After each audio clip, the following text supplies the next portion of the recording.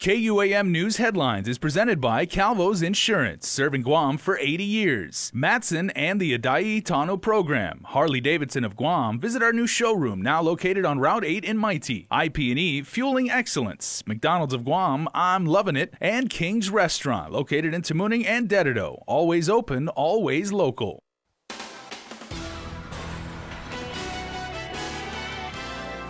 Ahead on primetime, the U.S. Centers for Medicare and Medicaid check in on Guam's only public hospital.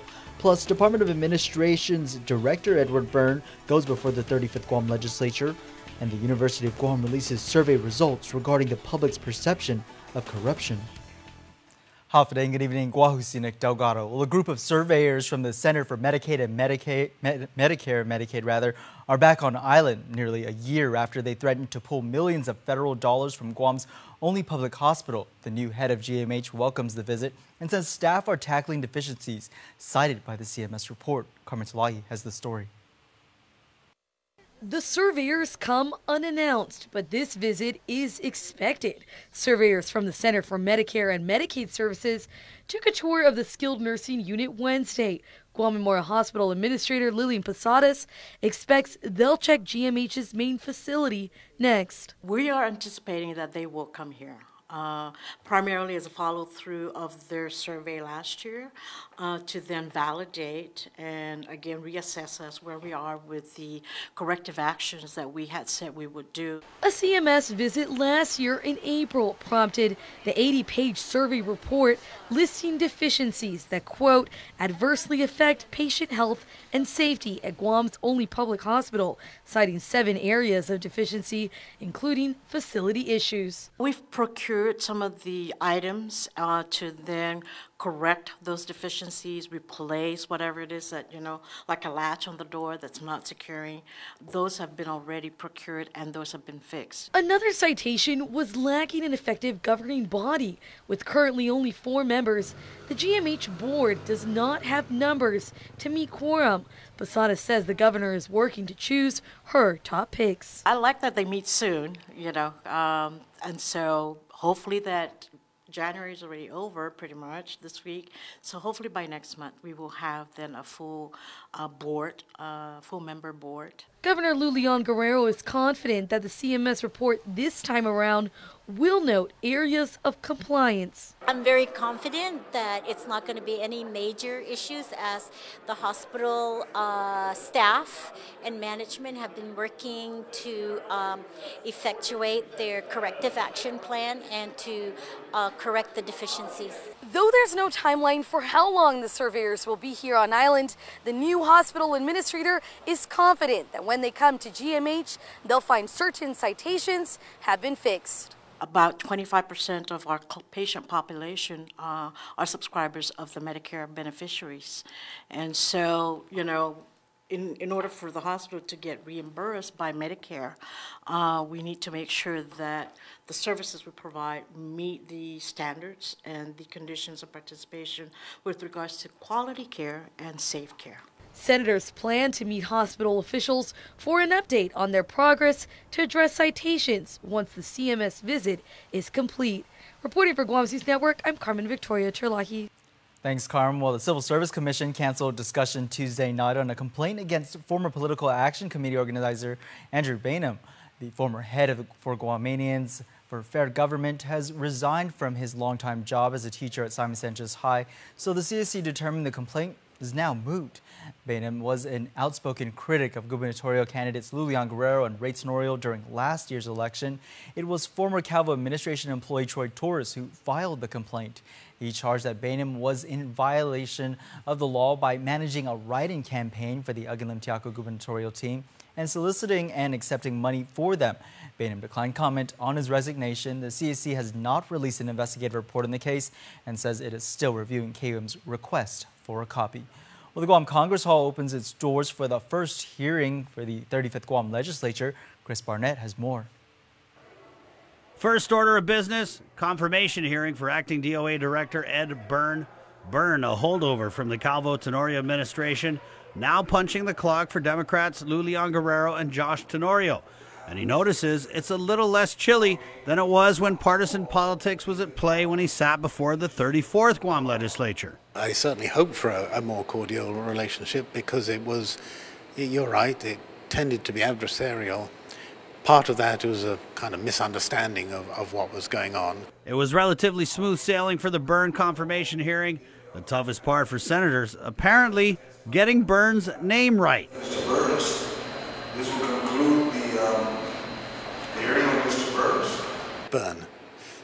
Just B-I-R-N. And it's really hard because people never get it right. Just 4 letters, but they never get it right. Also on the agenda today, the first public hearing of the new term on Senator Regine Bisco-Lee's Bill 1, which seeks to raise the tax-exempt threshold for small businesses under the Dave Santos Act to $250,000. This bill's intent is to stimulate job growth and workforce development. Concerns raised about the bill violating GITA bond covenants. Correct. So we'd like to work with bond counsel to really clarify and get to it. The bill sets a 2020 target date for implementation. Lee says she hopes to work with GITA and the fiscal team to develop new language in the bill that won't affect GITA bond covenants, which are tied to a fixed business privilege tax rate. The short-term impact estimated to be in the neighborhood of $1.3 million, which Revenue Tax Director Daphne Shimizu said the department will try to capture elsewhere. The long-term effect, in theory, economic growth from small and micro businesses getting a tax break, which could lead to job creation and stronger local small businesses. It's a theory. Let's put it to the test. That's what DOA Director Ed Byrne said when asked about the short-term impact of the bill versus the long-term benefits. GITA and the Marianas chapter of the Financial Advisors Association provided testimony in favor of the bill. Meanwhile, Senator Therese Terlahi questioned whether or not the government can afford the short-term impact of the bill, citing a need to know the true impact of tax cuts and the BBT increase on revenues collected to understand the fiscal implications of Bill 1. For Guam's News Network, Chris Barnett reports.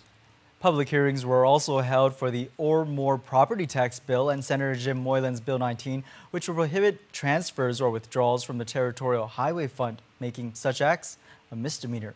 The new administration is supporting the Mayor's Council's efforts to bring gaming back to the Liberation Carnival. Governor Gov Gorrell saying she will support Bill 29 if passed. That bill will allow for mayors to set up rules and regs for games of chance at the Liberation Carnival and other island fairs. According to her office, she says, quote, "We trust their ability to set parameters of the gaming policy, which must be approved by the Guam legislature. Gaming at the annual Liberation Carnival supports the carnival's activities," adding that the goal is Liberation festivities reflects the significance of Guam's 75th anniversary. A majority of respondents to the University of Guam survey believe corruption is a very serious problem here, and that it's the political parties that are the most corrupt, Nessa Lecanto reports. The survey was on Guamanians' perception of corruption and was patterned after an international model for measuring corporate and political corruption. It shows more than 62% believe it's a very serious problem. And in a ranking of which groups respondents thought were the most corrupt, the top 5 were the political parties, the prison, the governor's office, the police, and public officials in general. A whopping 80% of respondents also believe that when it comes to Gov Guam, who you know is important or very important. The survey also separated Gov Guam from the federal government, which generally fared much better in all categories. Corruption was defined as the abuse of entrusted power for private gain, but the survey measured corruption perception. UOG economy professor Maria Clarette Rowain was part of the survey team. To what extent did they really read into it and applied it? That's hard for us to say. To what extent is perception reality? I can't say. As a way to improve public perception of corruption, the panel believes transparency is a key. The team recommendations include urging the government to invest in increasing transparency across the board and inviting the public into the decision-making process. Dr. Gina Rojas acknowledges the long-time public perception was that government was built on the so-called PARI system. It was who you knew rather than what you knew. So I think we're making strides. I think that we have to make it a priority to ensure that at every level, whatever mechanisms we have, that they're reviewed and they're followed. The report also compared Guam to dozens of other countries in various corruption categories, but since this was the first of its kind survey for Guam, a better apples-to-apples comparison won't come until they do the next corruption survey. I think the biggest accomplishment of this report is to be able to measure that and have that benchmark. For Guam's News Network, I'm Nestor Lecanto. Guam's sky is not falling. That coming from Governor Gov Gorrell during her speech to the Guam Chamber of Commerce today. The Mega Haga giving a brief on how each GovGuam agency is doing and her administration's plans to help each of them under her watch. In our first 23 days, Josh and I have put together a smart, efficient team of people who are dealing with the realities of our government that we are facing. Together, they are approaching these realities with innovative ideas and solutions so that our administration can fulfill the Leon Guerrero Tenorio campaign promise to deliver a fair, safe, prosperous, and compassionate community to you, the people of Guam who drive our economy.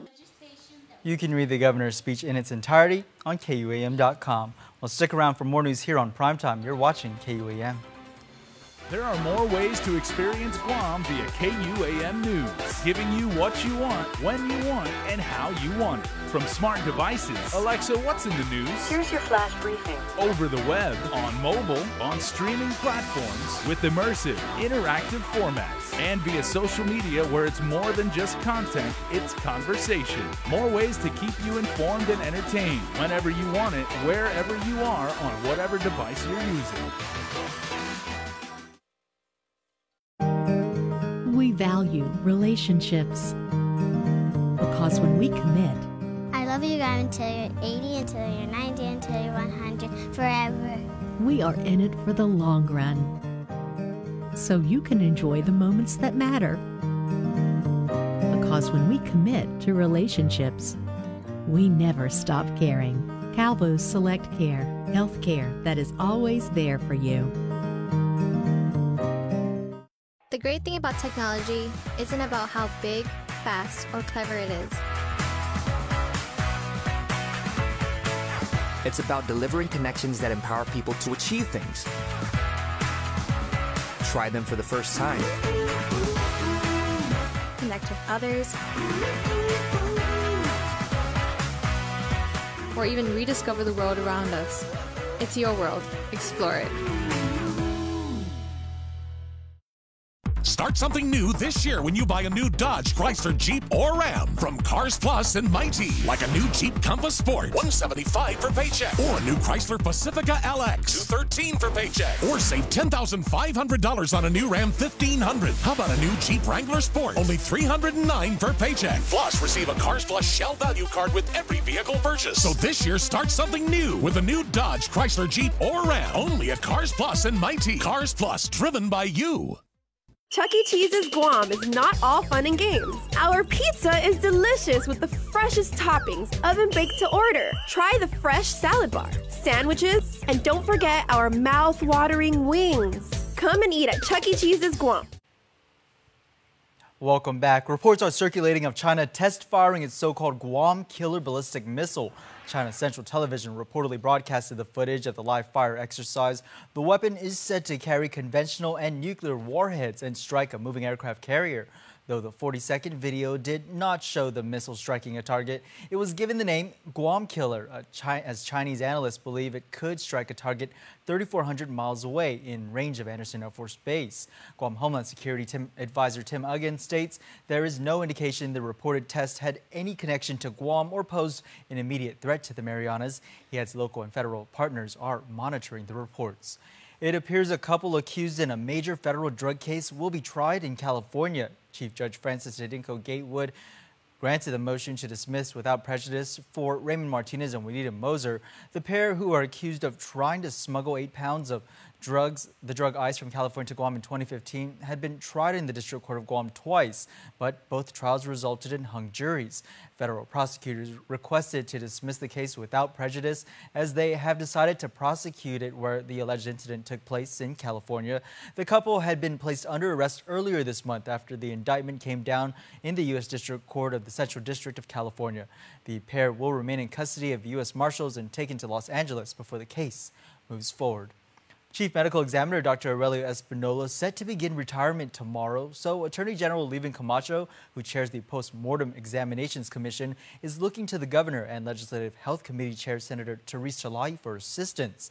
In his letter, Camacho writes that Dr. Espinola's retirement will directly impact the CME's current budget, as Espinola's contract authorizes a lump sum payout of what was initially more than $215 grand. This would mean no available funding for his replacement. This is an obligation of their contract, and I know the AG's office is the one responsible for it, so we'll work closely with the AG's office to see what options they are going to be doing to pay it off. But it has to be paid. It's an obligation of a contract. We are told there is a decreased variation in the lump sum payout for Dr. Espinola, and officials are working with DOA and the OME to finalize that number. But the funding need remains. The Commission is requesting the Governor's office transfer funds or seek supplemental appropriation, as well as an additional $5,000 in travel to cover recruitment efforts. And with regional headlines, here's KSPN 2 News. Hafa de Guam, here are the top headlines for CNMI. And treaties of the United States of America. And treaties of the United States of America. I do further swear that I will faithfully discharge my duties. Saying I do to take on the position, Philip Mendiola Long of Tinian now sits at the table as member of the 16th State Board of Education. He swore in this morning after being appointed by Governor Ralph Torres. I feel excited, a little eager to learn. And like I told everybody after the swearing-in ceremony was that I look to be a student first, want to get my, sea legs out so that I can, see what the issues are with the board, what the policies are, and then see where I can add benefit to the board. Chairwoman of the board, Janice Tenorio, says Mendiola Long's business and financial background is one benefiting factor.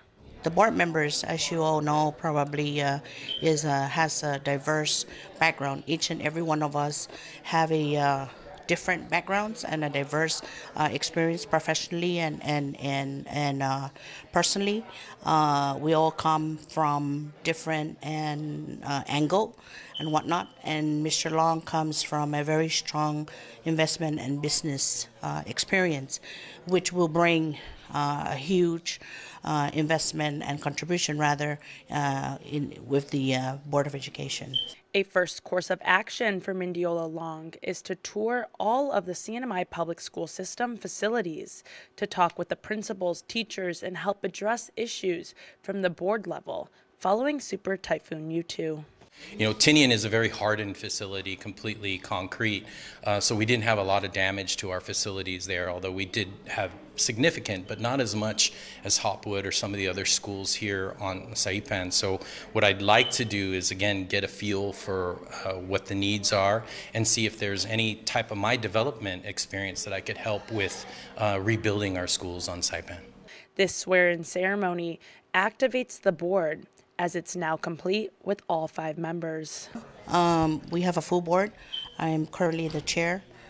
Sergeant Major Herman Atalik, who's from Rhoda, is the vice chair. And our former chair, Mary Lou Ada, is our secretary treasurer. And board member Long and board member Arseni that's the 5 voting members. Do you feel confident with this board and moving forward this year? Yes, I always feel confident with our board members, and everything, and especially their unique experience. Reporting for KSPN 2 News, I'm Adriana Cotero. For more news, visit saipantv.com. For KSPN 2, I'm Ashley McDowell. The University of Guam is mourning the loss of business management professor Dr. Kerry Paris, who died suddenly this past weekend at the age of 59. Paris was a human resources professional who also taught global resources management at the College of Business and Public Administration. CVPA Dean Dr. Annette Santos remembers her friend and colleague. Kerry though she was very busy, always made time. She made time for any extra projects that we needed her help with. And when students were in need, Kerry was there. Kerry, I think, had a purpose. That purpose that kept her busy was creating businesses so that she could provide jobs to our students. And I was reading one of the quotes by our students who talked about a great instructor. And it only takes one great instructor to tell a story that would last a lifetime. And that was Kerry. The university is planning a memorial service for Dr. Paris on Tuesday. She is survived by her husband, local businessman Jerry Paris. Our condolences also to all her family and friends. We'll be right back. MTO, professional janitorial services with a warm hospitality touch. MTO gives that gift year-round. Pressure wash roofs, pressure wash driveways, lawn service, home cleaning, carpet restoration, office cleaning, commercial window cleaning, floor care. When cleaning is in order, MTO has you covered. Call 647-6861 to inquire on how you can receive the maintenance you deserve. MTO, celebrating 30 years with you, Guam. What's that? An Alpha Insurance customer needs a claim settled immediately? I'm on it. Agent Alpha. In the event of an accident, theft, or breakdown, each of our Alpha Insure agents are trained to go above and beyond. This is my stop. There she is. Target acquired. Agent Alpha. Yes!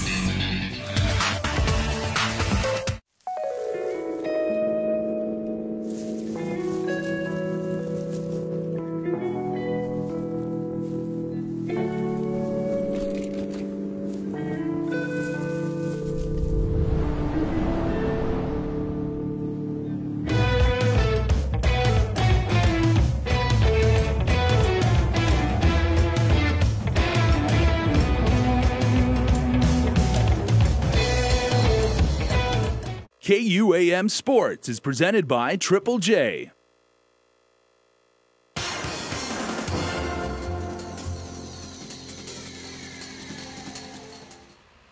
Dave Delgado here for KUAM Sports. Thanks for watching. On the show tonight, we're talking basketball with men's national basketball team coach EJ Cowboy. First off, congratulations on the success of the men's national team. And you guys recently held a coaches clinic at the National Training Center, something you guys are trying to do more often. Yeah, we're going to start reaching out to more coaches on Guam and share whatever knowledge is being held and provided to us by FIBA, and try to bring up the systems in youth basketball so that we can see more national players in the future. And the start of the basketball academy for younger players already going on at the National Training Center? Yeah, just started this week. The Youth Academy is teaching kids from 8 to 18 in different age groups, and you can still sign up to join the National Academy and play in a great facility and learn from some good coaches on how to bring your game to the next level. Yeah, just check it out, Guam Elite Basketball. GuamEliteBasketball.com, yes. And with the success that you guys have had at the national level, Guam has competed in the U17 FIBA Oceania tournament. We held that here on island, but we also just got involved with the U15 program. Yeah, our U15 boys and girls are doing real well, and they're going to be obviously moving up to the U16, U17 in coming years, and still holding it down as one of the top teams in Oceania, trying to close the gap with Australia and New Zealand, and eventually train them to join the senior program in the future. And I think the main thing with that is getting the kids used to that FIBA style of play where there's going to be a little bit more contact. Yeah, contact, shot clock game, court's a little bit larger, so I think that they've done well to transition, and that's part of what we're trying to breed in our youth program is how to get them ready to not only play college basketball but then play internationally. And for the men's side, you guys have a pretty busy schedule before looking to defend that Pacific Games gold medal. Yeah, the main focus for our men and women is the Pacific Games in July, and we're going to head over to Samoa and represent. And but then it continues on for our men's team, who's now qualified to play FIBA Asia. So we're ready to take on some of the biggest countries in the world now. And Guam is ranked 76, and this is something where hopefully one day our youth can say that a certain national team member is their favorite basketball player. Yeah, absolutely. This is the highest level for pretty much every player to aspire to play, and not only play against great players, but represent Guam. And you guys have had a lot of support from the community with the National Basketball Training Center. It's in Teason. It's a great facility. And you're trying to open the doors for not only the national team players, but like the youth players as well. Yeah, it's still under renovation. Little by little, we're making improvements. And it is a place that will give our youth and our elite players a chance to really take their game to new heights. All right, Super Bowl 53 coming up Yes. right here on the stations of KUAM. CBS, KUAM TV 11. Now, Yes. all you have to do is follow KUAM Communications on Instagram. We're giving out some prizes from our friends at Pepsi. Super Bowl trivia questions from tonight till Monday. Question for you. Which receiver has the record for the most career Super Bowl receptions? Deion Branch, Andre Reed, Jerry Rice, or Lynn Swann? It's got to be Jerry Rice. Yeah, hey, the man himself. Now, all you have to do is go out to KUAM Communications on Instagram for your chance to win great prizes from Pepsi. Real quick, Super Bowl prediction, Patriots or Rams? Yeah, I'm going to go with Tom Brady and the Patriots. Cheer on the older quarterback. Tom and I are the same age, so let's go with the Patriots. I got to ride NFC. I'm a NFC guy, West Coast Niners, but should be a good game. Yeah. All right, that's it for sports. We're back right after this.